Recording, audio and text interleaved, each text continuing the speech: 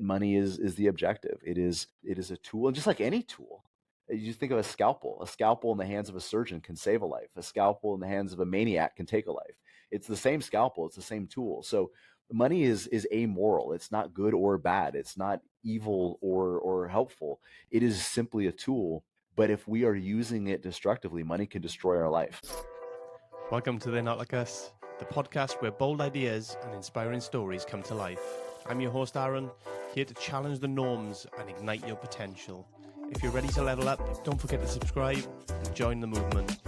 Now, let's dive in. Hello, welcome back to They're Not Like Us. I'm your host, Aaron, and today I'm joined by Chad Hufford. Welcome to the show, Chad. Aaron, thanks so much for having me. It's a pleasure to be here with you. Hey, it's my pleasure. Can you tell people a little bit about yourself, please? So I am an entrepreneur. I have a wealth management company, Veritas Wealth Management. We're founded here in Anchorage, Alaska, and it is a cold, foggy morning up here right now. But we exist to help people make sure they don't run out of money or purpose in retirement. That's been my career, but it's turned into more of a calling and a mission. My wife and I have 6 kids. We homeschool them. We don't necessarily fit the mold, and that's one of the things that drew me to this show. The title itself. They Not Like Us, thinking that I don't fit the typical mold. I actually have a biochemistry degree, but 2 decades into a finance career and loving every minute of it. Yeah, how have you gone from biochemistry into finance then, Chad?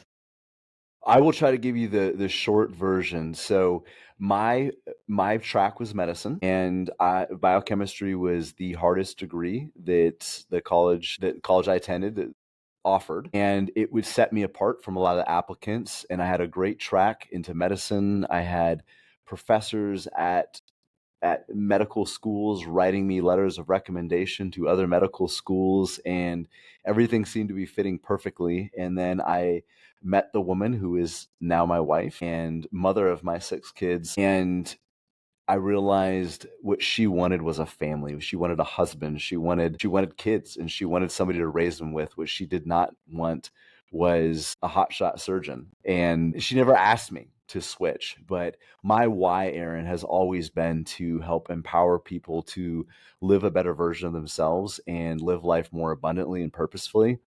And I thought medicine was going to be my way to help people do that. And I've been able to do that through finances, and it's been an amazing journey.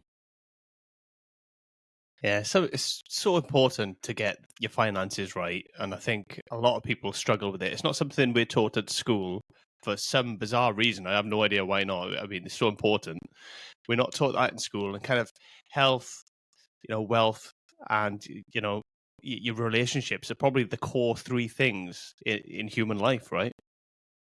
You're absolutely right. And, at some point in your high school career, you would have learned the difference between a sine and a cosine.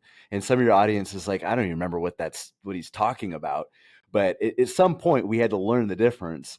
But very few of us learn the difference between a stock and a bond. And the other part of it too is what's modeled around us is such poor behavior and so much misinformation in both the financial space and the health space. Really, I think there's a lot of parallels between the two, and people are missing the pillars to an abundant life because of that. Yeah, is part of what you do education as well? Do you kind of teach people how to look after their finances, or do you just kind of do it for them? No, it's very much education piece. We are, Aaron, we're kind of like personal trainers for money. And we can't just give people the tool. We have to help people learn how to use it.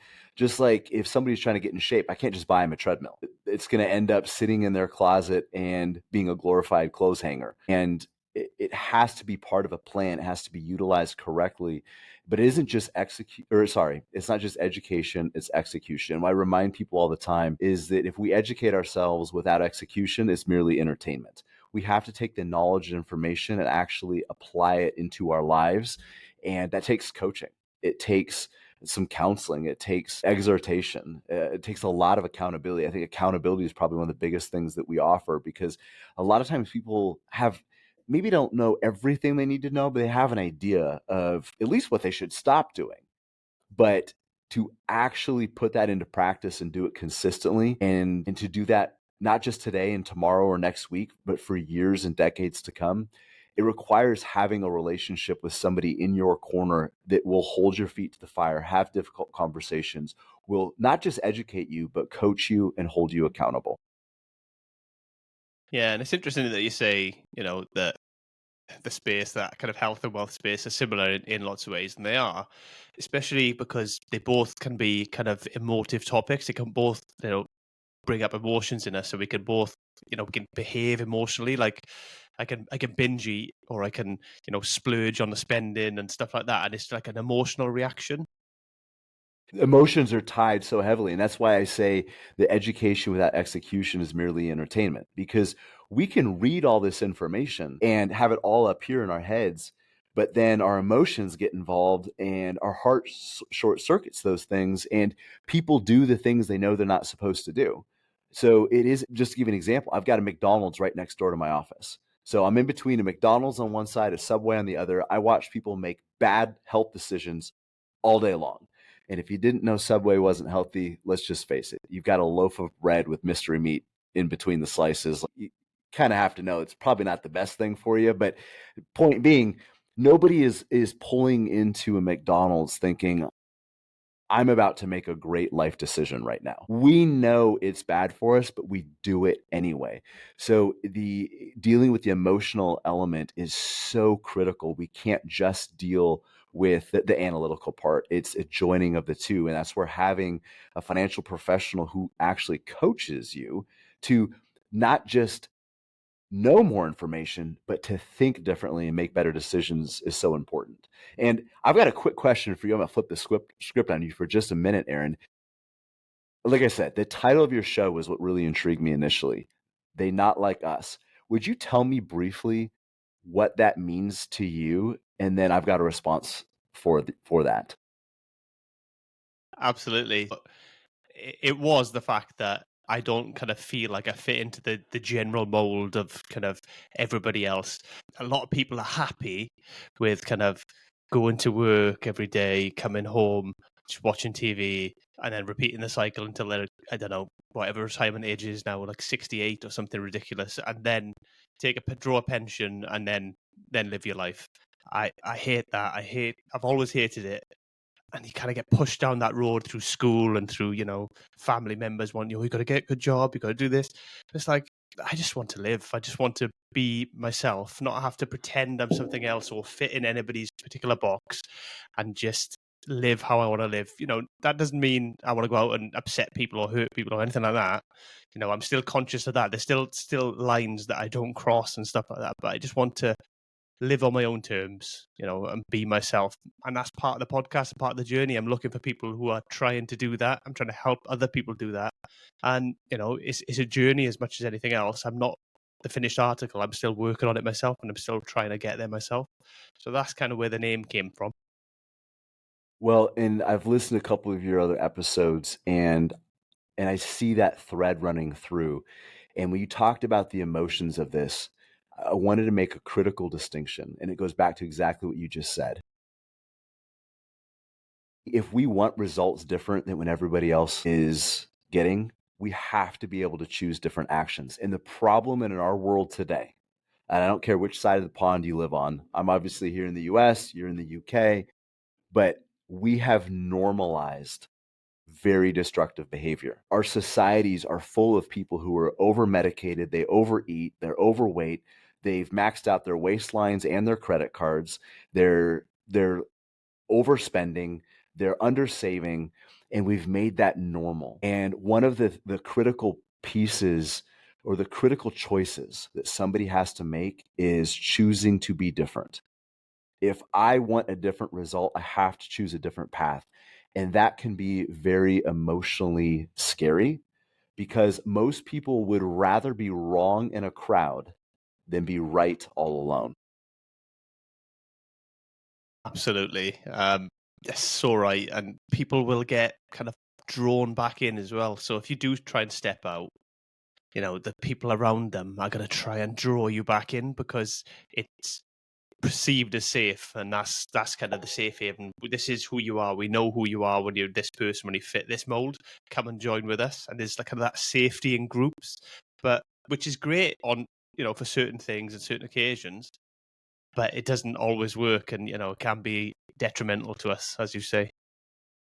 Well, and if people see you trying to become a better version of themselves, it reminds them that there's a better version of them out there too. And if I see you, Aaron, stretching and growing and sacrificing and putting yourself in uncomfortable situations to achieve a better trajectory for your life, then it kind of calls me out a little bit to do the same. And it's easier for me to pull you back down to where you were than for me to rise up with you, if that makes sense. And that's the tension that people are dealing with today. And when I say dare to be different, I'll just briefly give a little bit more of my backstory. So that is one of my superpowers. And I grew up in the 80s, homeschooled in Anchorage, Alaska. And I don't know how cool homeschooling is in the UK right now. It's definitely gained popularity here in the United States, but I don't know if it's cool now. It definitely was not cool in 1980. And when I was growing up, we were outcasts of sorts, and we hit every stereotype. Aaron, my mom made our own clothes. She would grind wheat berries. We'd make bread in between spelling tests, and I mean, and not only did my mom make our own clothes, they matched. So we would walk through the airport looking like a traveling Where's Waldo convention. I mean, it was awful. We were the biggest nerds, biggest dorks. I lived my life knowing what it felt like to stand out, to be different, and to not fit in. And I viewed that as a curse when I was younger. And now I'm looking back and seeing that that was a superpower. I learned how to fit out, and that need to fit in. It's still there. I think that's an innate human need. All of us want to fit in, but to be willing to do things different and to not fit the mold, not necessarily fit the culture. And I'm not saying that we rock the boat unnecessarily. You've already alluded to this, Aaron, but sometimes it is necessary to stand out, to not fit in, and to to create a higher standard, a higher calling for our life. Because most people, if you do what everybody else is doing, that's the fast track to average. That's the fast track to being mediocre. In some areas of your life, there's nothing wrong with that. But I believe in a few areas of your life, we have to strive for excellence. And that means we can't do what everybody else is doing. Absolutely. And for a long time, I wouldn't do stuff without kind of the support of other people or other people being involved. So, but be that like kind of start a business or be it start a podcast or do anything, I wouldn't do it without somebody else. But my attitude's changed, the last kind of year or so, and as part of this journey where now I have a with or without you attitude. So I go, I'm going to go and do this. You're welcome to join me. However, I'm doing it regardless. And that attitude has really, really helped me. Hopefully that can help some other people as well. And I think it has to be that way in our finances too, because too many of us, especially with social media, we can put our best foot forward on social media. So I'm here comparing my worst day to the best 15 minutes of your life and making a comparison. And what ends up happening is we end up chasing other people's dreams. We end up doing not what I want to do, what I think is important, but I do what I think that you think is important.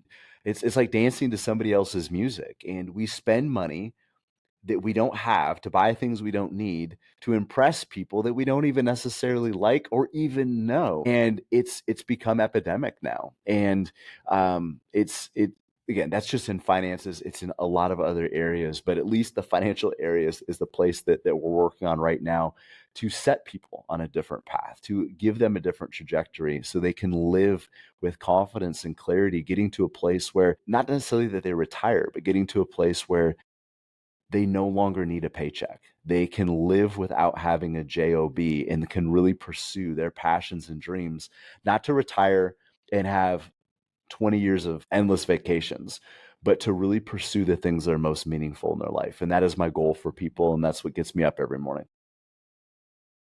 Yeah, I think that's more important as well, to actually live, right? So, we can spend our lives, accumulating a pension to then when we're probably older and not as able to enjoy ourselves and able to do the things we wish we did when we were younger, it's better to get to that position sooner, right? See, I'm not talking about being rich. I'm talking about having a level of freedom. You can still be working a job and have a level of freedom, but it's having a level of financial freedom to enable you to go and enjoy your life. And the times that you do have, you can spend with your family or your loved ones or your friends and go and do the things that you've always wanted to do. And on the flip side of that, you can be very wealthy and still be trapped. You can be trapped by your money. You can be trapped by people's perception of you. You can be very, very rich and have very little freedom. So it's really a mindset shift. We need to get money and finances working for us. One person said, "Money is a wonderful servant, but a ruthless master." And I believe, just like our health, either we control our money and leverage it to better our life, or it controls us. And I think we already alluded to some of these parallels. Fitness and health, it can be confusing, it can be frustrating, it can be daunting. Finance is the same way. It's easy to ignore those things and just say it's intimidating, I don't want to deal with it. But your physical health, just like your financial health, are related in the sense that if you ignore them, they will only deteriorate. You do not get to choose whether or not your finances or your physical health is an important part of your life. It is. You have to make the choice that you're going to be a good steward of those things. And as we see around us, a lot of people make the choice to ignore them, and they just get worse. So I think that's part of living differently, is being intentional about those things in our life that are so vital, because finances have a ripple effect into every area of your life. And I tell people that the human brain does not compartmentalize stress. So if you are feeling stressed about your job, stressed about your finances, stressed about bills, stressed about your investments, retirement, whatever, that will have a ripple effect into other areas of your life. But having confidence and having assurance in those areas will also have a ripple effect too. So, like I said, we're just trying to help people live a more abundant life, and we're using finances as one tool to do that. Yeah, I always say that if you pay a price for these things, so be it your health or finances, really, you're going to pay a price for these things. You can either pay it up front and get in control of your health and your finances and be in a better position for the rest of your life, or you ignore it, put it off until eventually you pay the ultimate price, really.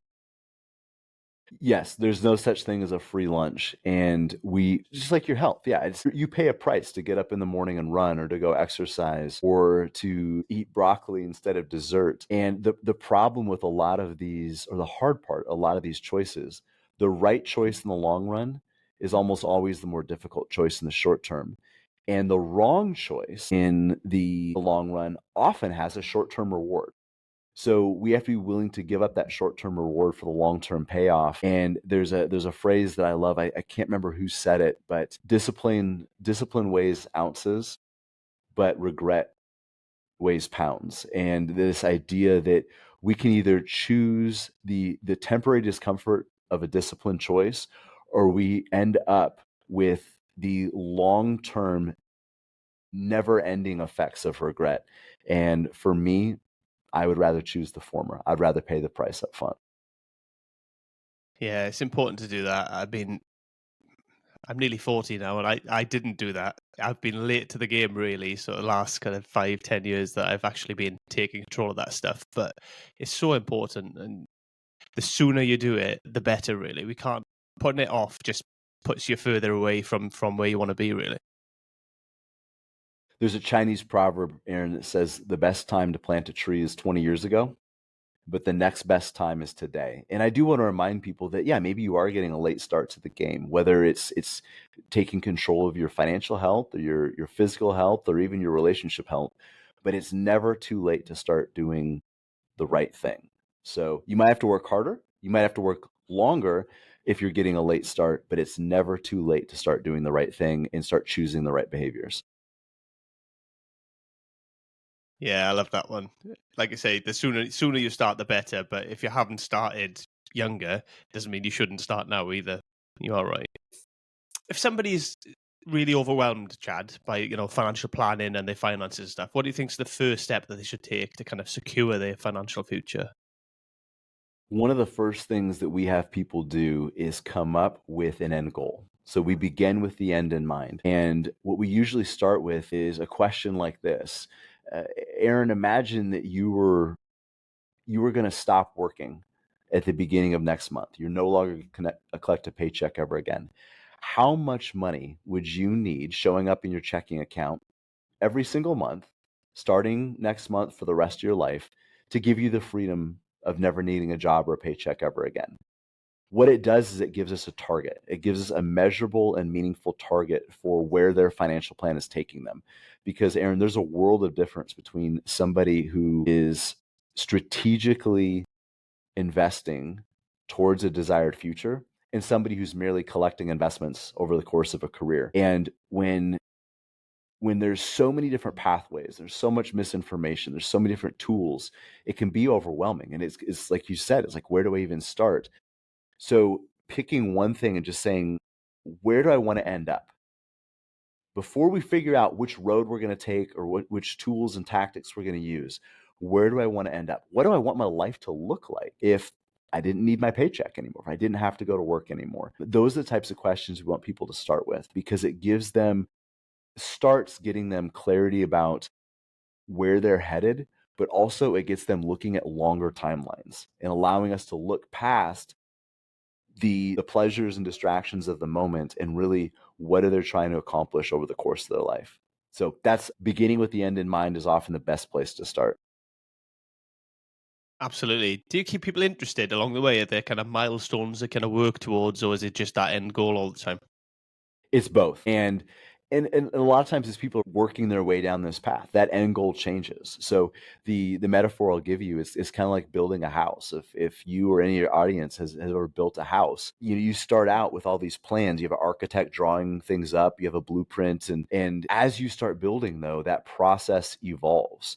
The house that you started building, the house that the original plans designed or shaped, is not probably the end product. It evolved or was revised during the process. Your financial plan is going to be the same way.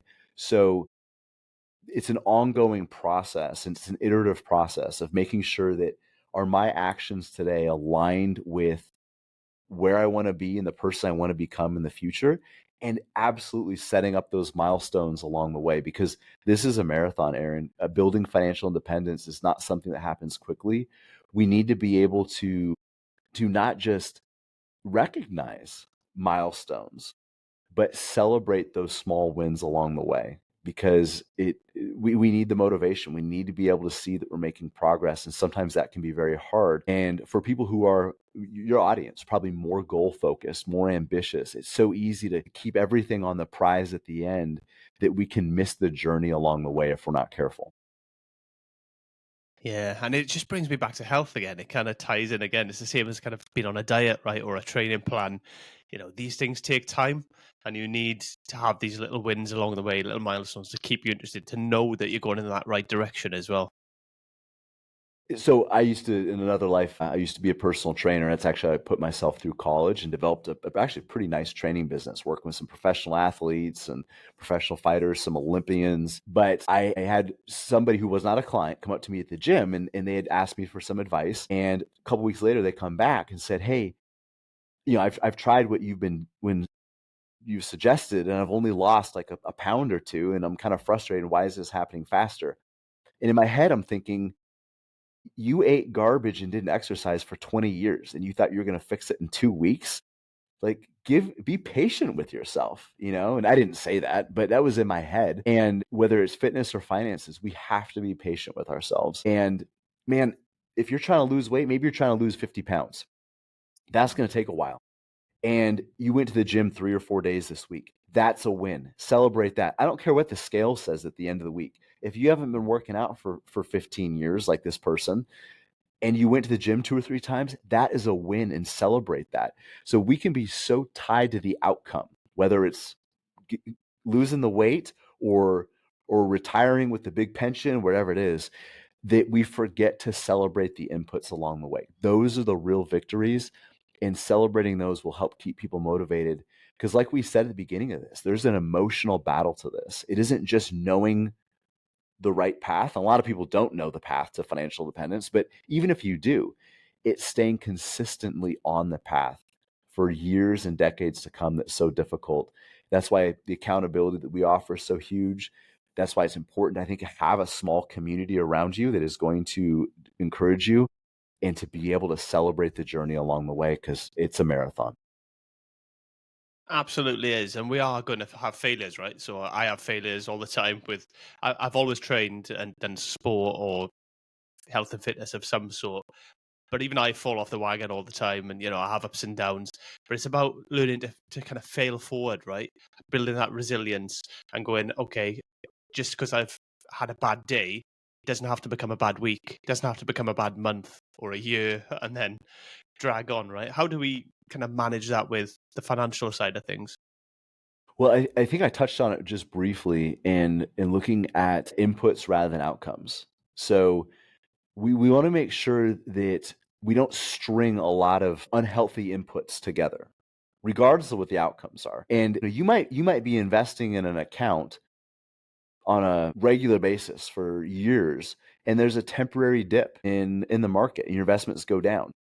You're still doing the right input. It's just the outcome temporarily didn't look the way that you wanted it to. A lot of people look at that as a failure. It's not. It's a temporary detour on the path to success. And I think we need to look at other setbacks in much the same way. But when we do fall off the path, when our inputs do get interrupted, we skip a few gym sessions, we do overspend, or we aren't eating as well as we should. That we don't let that become a new habit. I believe that the quality of our lives is ultimately determined by the quality of our habits, and it's stringing together as many of those healthy days as possible, even if the impact is small. And when we do fall off the wagon, giving ourselves the grace that that was a one-time event. It was that one day. We're gonna get right back on course the next day. And the other thing I'll mention just briefly here, and this goes back to my experience in the world of biochemistry. We used to run these things called experiments, and usually we would do a lot of planning, a lot of studying, and painstakingly set up these experiments, and they almost never went the way that we thought they would. But we didn't view it as failure, Aaron, because our mindset was coming into this not so much married to the outcome, but committed to learning from the process.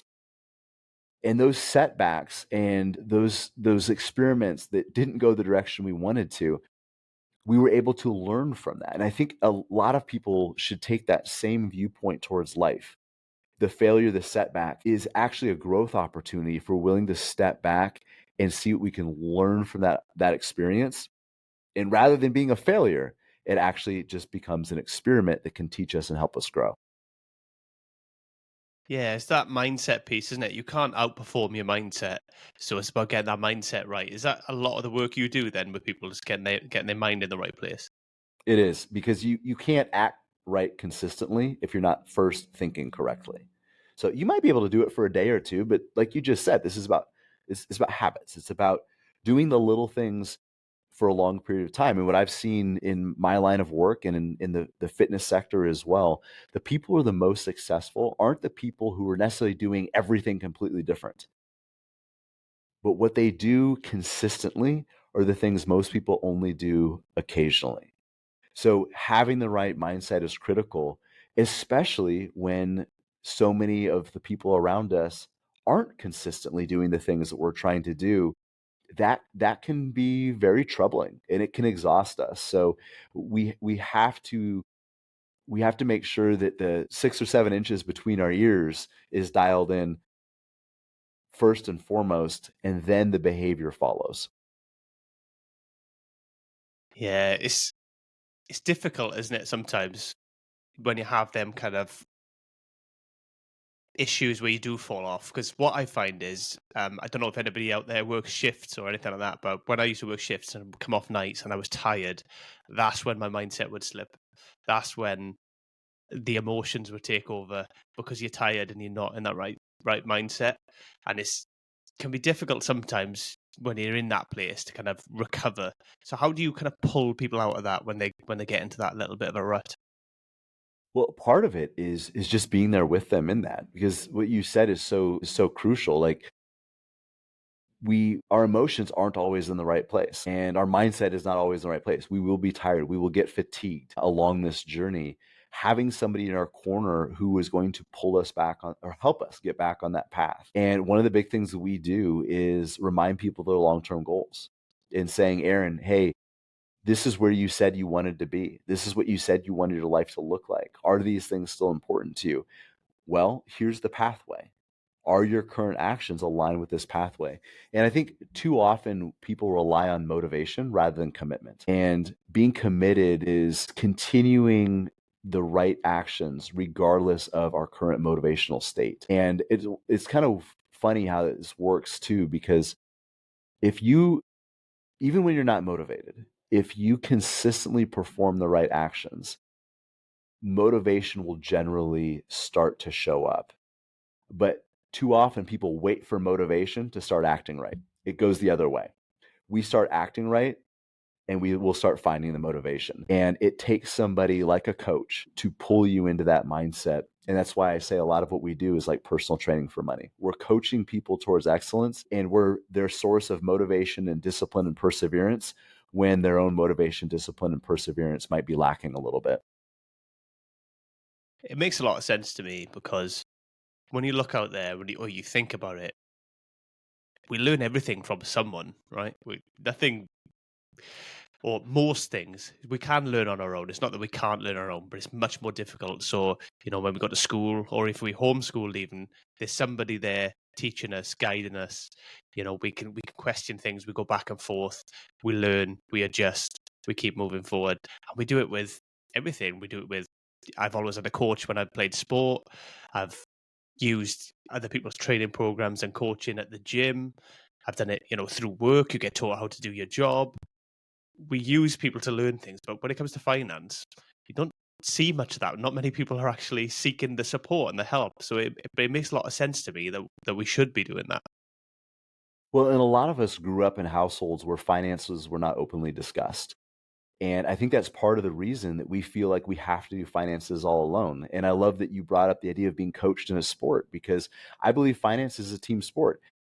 Michael Jordan had a coach. He's the best basketball player of all time. He still had a coach. Michael Phelps, all the greats, Linford Christie, like they had coaches. They might have been at the top of their game, but they were still willing to be coached. But in finances, there's this underlying feeling that we have to do it all ourselves. And I think a lot of that stems from the fact that when finances were brought up in our households as kids, it was usually only under negative circumstances. Mom and dad were fighting about money, or there were bills piling up. So we grew up seeing finance with a negative connotation, and we've trained ourselves to either ignore them or to try to hold that in. And that's a big part of what we're trying to do, is build community around finances, so people don't feel like they're doing this on an island. And there's a phrase, there's a quote that says, you need to learn from others, you need to learn from the mistakes of others, because you probably don't have time to make them all yourself. And that's what we're trying to do, is to be able to teach people through the wins and the mistakes of others, so they can speed up their own learning process. Yeah, it's about standing on the shoulders of others, isn't it? And that's what the human race has always done well in other areas. That's how we've been so innovative and we've got to where we are. We have all this technology because we built on what others have done. We've not had to learn it all from scratch. We've been taught quite quickly what's taken somebody years and years and years to refine and get right. Computers, for instance, and then we've gone and built on that and made it better. And then they've done the same, and generation over generation, things just improve. So, and you are right as well about the families. We don't talk about money. It's not discussed, is it? It's a bit of a taboo subject, really, that's It just is. not mentioned. As a child, you have no real concept of how much money you have as a family or don't have, or how it comes in, or what's happening to it when it does come in. You learn that for yourself when you kind of move out and get a job and get your own place and have to figure it all out. And even then, to this day, I don't talk to my parents about money. It's wild. And I think that's normal. I think that's normal. And for people listening that have kids, don't worry so much what you discuss when talking about money, at least as a starting point. Just normalize the conversation. You don't have to know a ton about finances. You don't have to have your own money situation figured out. Just start opening up the conversation to make it normal to talk about money under positive or at least neutral circumstances, because otherwise, the only times your kids will hear about it is under negative circumstances. And then, if you're not talking about money in a healthy way, they're going to learn from the world around us. And Aaron, as you and I have already discussed, the world around us is not doing money in a healthy, positive way. So we have to be the ones to start that chain of events for our kids. And you asked a question I didn't fully answer too about, how do you keep people motivated? And this just triggered me thinking about kids. When you have a kid, maybe trying to train them on a task or something like that, you're going to break it down to its simplest steps. And money can be overwhelming. Finances can be overwhelming. Building sustainable wealth can be intimidating. So one of the things that we do is break down that long-term process, that marathon, into very small steps, because that also helps us keep motivated. Number one, it helps us see progress, but also number two, it's less daunting. Like, think of yourself standing before a mountain. And of course, I'm here in Alaska, literally thousands of mountains. And sometimes when you start climbing, you look up at the peak and it's just like, I can't even see myself being up there. There's so many obstacles I have to cross. But if I just worry about taking that next step and staying on the pathway, and that's why we talk about this idea of a financial blueprint, is it connects our future goal with our current actions and breaks down a huge project in a long process into small actionable steps so people aren't overwhelmed. Just as we would train a child with small actionable steps, they're not going to know calculus right away, right? We have to start with some simple arithmetic. We should be taking that same approach with ourselves and taking those long term, those big daunting tasks, breaking them down into small bite-sized pieces so we don't choke during the process.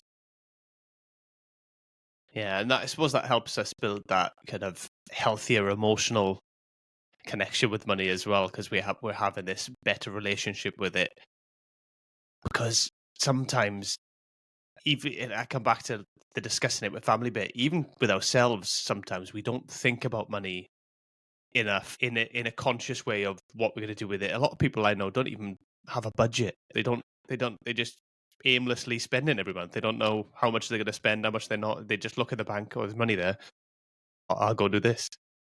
They're not planning it out, and that's insane to me. Well, and I think that's how a lot of people live their lives overall. There's a lack of intentionality, and people look at budget as like this nasty word. And I tell people a budget's like a calendar. You have a calendar. A calendar doesn't tell you what you can't do, because that's people that they think that's what a budget is. A budget's going to tell me all the things I can't buy. A calendar allows you to schedule the most important things in your life to make sure those things happen. And then with your extra time, you fill in the less important tasks and activities.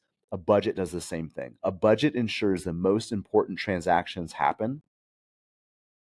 And then you have the room, hopefully, to fill in with some other less important things. But it allows you to prioritize your spending so you can tell your money where to go at the beginning of the month rather than standing there at the end of the month wondering where it all went. Aaron, do you have kids? Yeah, I do. Yeah, How old are they? one is 8 in 3 days, and the other's 15. Okay.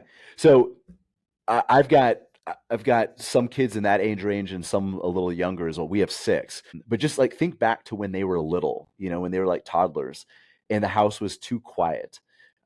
You're wondering like what kind of trouble are they getting into right now? Like that's kind of how money is. If money is like little kids, if you're not getting them actively working on something, if you're not giving them a positive activity to do, you're going to wonder what it is they're doing, and it's probably not going to be the most beneficial thing. So being intentional about our money, telling it where to go and what to do is important. But this goes so far beyond money, Aaron. It's every area of our life. We need to quit waking up every day on accident, just reacting to this crazy world around us. We need to be proactively acting on a plan. That means a plan for your money. That's a plan for your business, for your job, for your relationships, a plan for your health, because we need to be acting on a strategy. Otherwise, we're left just reacting to the events and circumstances around us. Yeah, I couldn't agree more. I think we'll end up in in a bad place if we don't kind of have that intentionality in our lives, if we don't know what we want to do, where we want to go, the things that matter to us. I think that's the key. Finding out what's important to us first. A lot of us don't even Yes. ask ourselves that question. Like, what is important to me, and work back from there. Because as soon as you know what's important to you, you can build a life around that. And actually, you'll probably be pretty happy. I mean, you're not going to be happy every day because it's the nature of life. You get your ups and downs. But if you figure out what matters to you and work back from there, you'll generally have a pretty decent life. Couldn't have said it better myself. It's knowing what's important to you and what matters to you and reverse engineering the path. And those things can change over time, and that's okay too. But the difference is being on a path, not wandering aimlessly, walking around in circles. You might need to change the direction of your path over time, but being on a course, having a roadmap for where you want to end up, what you want to be doing, and the person you want to be becoming is so necessary in all walks of life. Absolutely. And something I've learned, or I think at least myself, is that we never get there. Wherever we want to go, we never get there because things do change over time, you know. And if we get to a point where you think, oh, I want to be doing this job, once you get it, what then? You're gonna want to do something else. So there's always a bigger why that we don't dig into, and we look at these kind of short term things. And if we look at the bigger why, like for me, and as part of this podcast, the kind of journey I'm on to be just real, be myself, and live life on my own terms. That's something that's up and down. It's never a smooth, straight line. And I'm never going to get there because I'm always going to be working on that. That's something that's always going to be my direction, really. And I think we need to realize that as well, that the journey is that some people see money as the goal sometimes, whereas, money's a tool, really. That's what it is, a tool. And if we treat money as a destination, when we get there, and that's what you see with a lot of these celebrities or wealthy people that are brutally unhappy, or end up, doing the worst, taking their own life or something like that. It's because they've seen money as the destination. They've got there. It's not fixed any of their emotional problems. It's not fulfilled them because it's just a tool. Um, and they end up really miserable. We got to look at that bigger picture, what truly matters, and then, of course, money's important to help us get there and get the freedom to live how we want to live. But it's a tool, and we can look at it from that kind of lens, really. I agree wholeheartedly. He is simply into investments is just a tool. It's a tool that can help you build a better life, but it cannot be the objective. And the time or when the time comes where money or wealth is a goal in and of itself, it starts becoming very destructive. And that's where we see money and wealth controlling an individual rather than a person leveraging that money or that wealth to build a more abundant life. But yeah, you're absolutely right. And if we don't have a plan for our life and know what is meaningful to us, it's really easy for money and riches to become the goal, to become the end in and of itself. And it's a very empty and destructive pathway. It's probably a weird Absolutely. And thing you to could, hear. Sorry, it's probably a no, weird it's thing to hear coming from somebody in my industry, but I do not look at money as the objective. It is a tool, and just like any tool, you just think of a scalpel. A scalpel in the hands of a surgeon can save a life. A scalpel in the hands of a maniac can take a life. It's the same scalpel. It's the same tool. So money is amoral. It's not good or bad. It's not evil or helpful. It is simply a tool. But if we are using it destructively, money can destroy our life. And just think of money as like a weight. So I know you're into weightlifting and exercising, and just think of like whatever your best PR squat is or something like that. If you put that same weight on somebody who's never been in a gym, it's going to crush them. It's going to hurt them. It's going to cause damage. It took you a long time to build up to that weight. But because you've learned how to accommodate that weight actually makes you stronger. It improves you, it betters your life. But if you're not ready for it and that weight just gets thrust upon you, it can crush you. And I think wealth and money can do that to people who never learned how to manage it. And we think that more money fixes money problems, and it doesn't. We need to learn to be better stewards. Then and only then can money become the benefit in our life. Yeah, I like that analogy actually, because it's the same with the weight, right? The weight is the tool. So hitting that PR, whatever it may be, that 200 kilogram squat, whatever it may be, hitting that PR, the weight is just a tool. It's just Just that's all it is.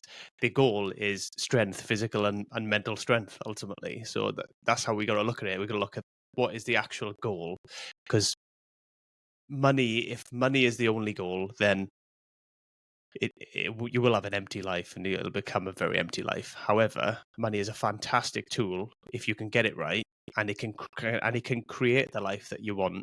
Especially the way we are now, the way society and life is kind of set up.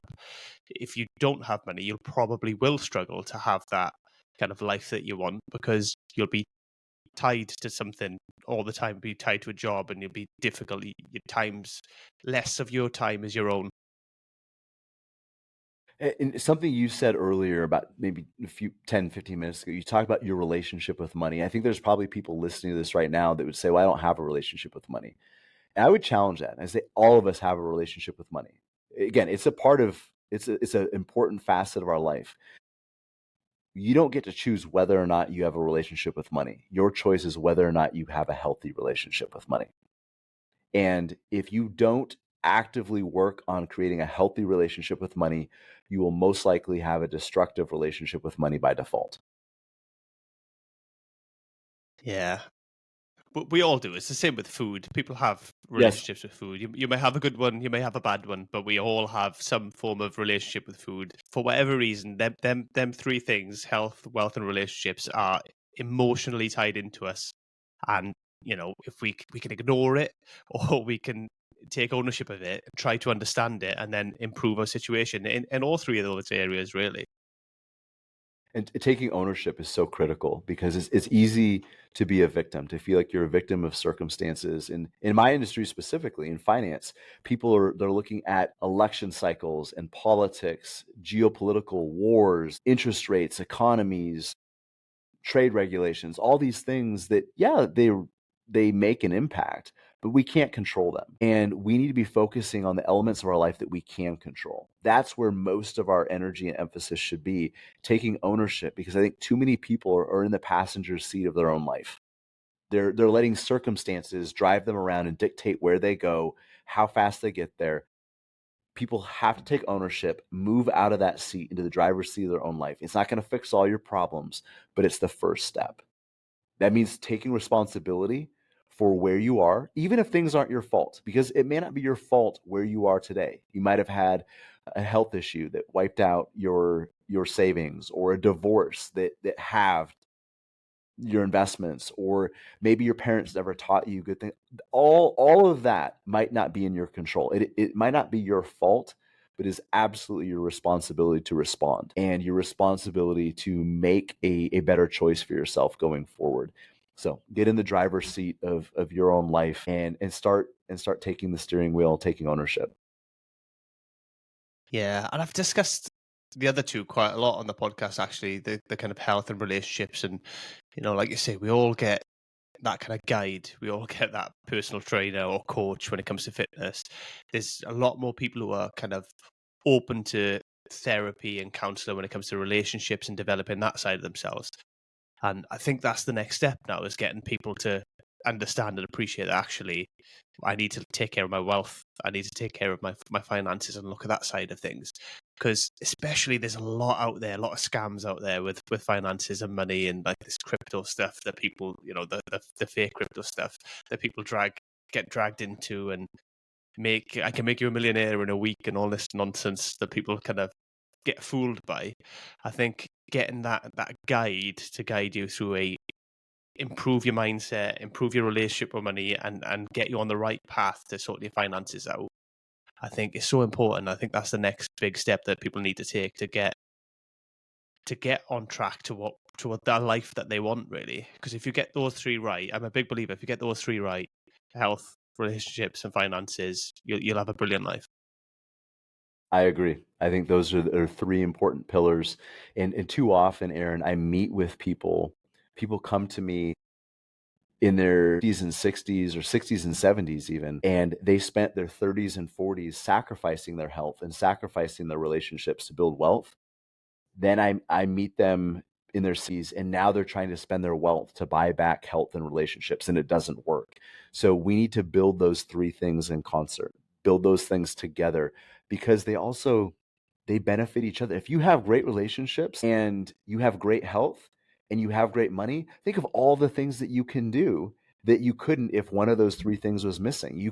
I was just on a trip with my family and some of my friends. We just got back last week and we were working on a farm in Texas, which maybe doesn't sound like a vacation, but when you're going from 15-degree or, so let me think what this would be in Celsius. I don't know, -10 Celsius to like 25 Celsius. Like it felt like a vacation and it was such a cool experience. And we were able to bring friends along too, and to be able to work out in this farm and do something that here in Alaska we don't really get to do very often. And without our health, without our finances, and without our relationships, that trip would not have been possible. And we created great memories. My kids will remember some of those experiences for the rest of their life. And that's something we can all share together. And all three of those elements were very much a part of that experience. Yeah, and that's what it is, right? Life is about them experiences and sharing, time with your loved ones, and especially your kids, right? When they grow up, they're gonna, have kind of core memories that they take through their entire life. So it's so important. It's important to me to have that time with my daughter, and make sure I make the most of it, because it goes fast as well. You'll know, right? With kids, it goes so fast.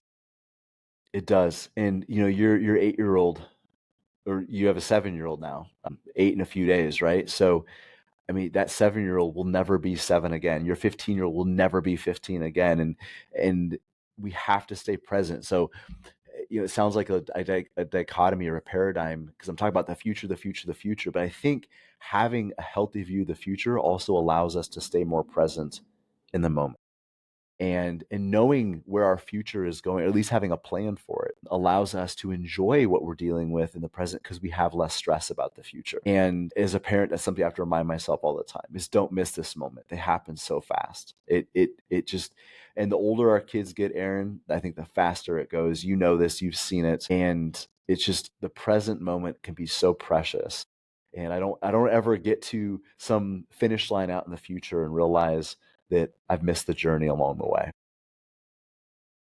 Yeah, because and I keep coming back to it. Life is that journey, right? That's what it It is. is. It's the Yeah. journey. That there is no destination. That is what life is. It's that journey. So we got to get it right. I say get it right. We got to live it. I don't think there's such a thing as getting it right. Even I think we got to just live it.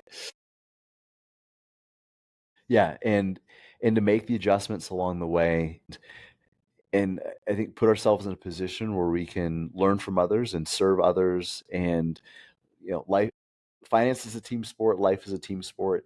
We already talked about being different, being willing to live different, but I also think it's important to surround yourself with like-minded people that love and care for you enough to tell you the hard truths, to let you know when you are out of alignment, and they aren't going to hold you back, but are going to push you to becoming that person you want to become, and challenge you and help you grow. And it doesn't take a ton of people. You don't have to have 100 people in your life like this. Two, three, four people that are part of that inner circle, that want a better version of you as much as you want, not because they need you to be better, but just because they want the best for you. That goes for your finances, your relationships. It's absolutely critical. And those are the people that I think they just enrich life and bring so much joy into it. Absolutely. I think, to be honest, even just one person like that makes a huge difference to your life, and It can can. really, Yeah. yeah, can really drive you to better, really, to want better for yourself, and to try and be the best you can be. And that's not to say that there won't be ups and downs and there won't be failures, but it makes a huge difference having somebody in your corner, so that when you do fall down, you can dust yourself off, pick yourself back up, and go, right, let's go again.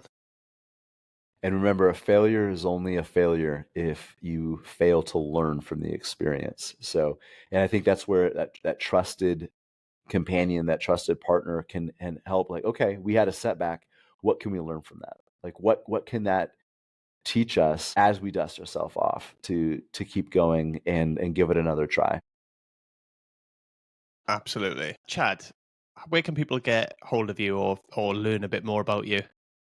Well, they can follow us on Instagram. It's Veritas Alaska, Veritas.Alaska. And then our website is veritasalaska.com. and don't let the name fool you. We've got folks all over, but we were founded here in Alaska, so we kind of keep that in the title. It's catchy, a little catchy. But then you can also find me on LinkedIn. Just look at Chad Hufford Veritas or Chad Hufford Alaska. I'll come right up. No worries. I'll drop a link in the show notes for people to be able to find you a lot easier, and I'll make it easier for people to connect. Is your Perfect. coaching all virtual, is it? It's both in person and virtual. So we do have folks who we meet with in person, either up here in Alaska or in various places. As I said, I was just out of state here recently, but we do more and more of it virtually now too. Yeah, I think it suits a lot of people as well. The flexibility of virtual, right? You don't have to travel to, have coaching and stuff like that. Makes life a bit easier. It really does. And even for people who live in Alaska, Alaska is such a huge state, and we have less than one person per square mile across the state. There's 750,000 square miles in Alaska. We only have about 700,000 people. So I mean, I can talk to somebody who's here in Alaska and they're almost inaccessible to me geographically just because of the nature of the state. We work with a lot of people in the oil field, Aaron, and a lot of folks that are up in the North Slope, up above the Arctic Circle. So they might be here in Alaska, but they're still hundreds of miles away, and there's no roads. I mean, literally no roads to get there. So we rely on Zoom and Teams and all these great virtual tools a lot because it helps keep that relationship and that accountability strong even if there's physical distance between us. Yeah, and I think that's the great value in it, is having that person that you can, have share ideas with, help you through the difficult times and the ups and downs, and just kind of talk things through. I think that makes a huge difference in all aspects of life, really. So I really do see the value in it. I couldn't agree more. Chad, before I bring this to a close, are there any kind of final thoughts or messages that you want to leave people with? I would just say that you are the biggest variable in the success of your life. You are the largest determining factor in the trajectory that your life goes. So take ownership, take responsibility, and start making decisions today for a better future tomorrow. Absolutely. Chad, it's been an absolute pleasure having you on the show. Thank you so much. The pleasure's been mine, Aaron. Thank you so much for inviting me to talk to you and encourage your audience. Thank you. Take care, mate. Thanks again for being part of this journey. Stay tuned. We've got even more great conversations coming your way.